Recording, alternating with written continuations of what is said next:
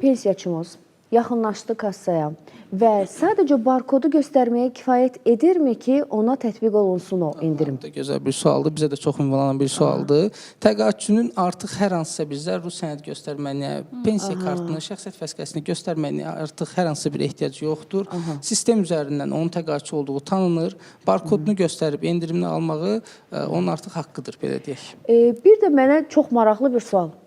Barkoddan istifadə edərək biz bu endirimdən nə qədər istifadə edə bilərik? Bir mağaza üçün, bir şəxs üçün bəlli bir limit var, yoxsa limitsizdir bunlar hamısı? Bizim bütün tərəfdaş müəssisələrimizdə hər hansı bir limit qoyulmayıb. Gün ərzində və yaxud ay ərzində də bir neçə dəfə bu barkoddan istifadə edə bilər. Hər hansı bir limit yoxdur. Bir də hər hansı bir mağazada bütün məhsullara o endirim var, yoxsa seçilmiş məhsullara da endirimlər? Marketlərdə, aptek və klinikalarda xüsusilə çox belə deyək, az məhsulları və çox az xidmətlərə çıxmaq şərtlə, məsələn, marketdə spirtli içki olsun, tütün məlumatları olsun, bu zərərli belə deyək, məhsulları çıxandan sonra bütün məhsulları demək olar ki, endirim və eyni şəkildə klinikalarda da əksər xidmətlərə endirim tətbiq olunur.